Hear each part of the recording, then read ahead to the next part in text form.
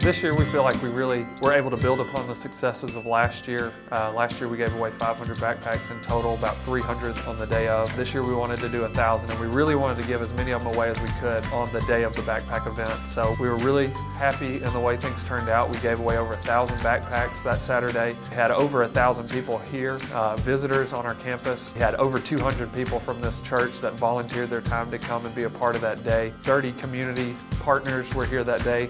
We had a radio remote, we had a Christian rap group. It was a really great day to be together and to be a part of this community and to have everybody here. We actually had a handful of people, I think 19 people came back to services the next day for church, which was something that we didn't necessarily expect, but we were really excited to see. This is something that I think the church is committed to. It's rooted in our vision for what we want to be as a church body and reaching out to this community and loving on people that need to be loved. You know, the sights are set high now. We want to make it bigger and better every year. Every year we learn more. Every year we grow a little bit in what we think we can do. So yeah, be on the lookout for us next year when we hope to do this even bigger.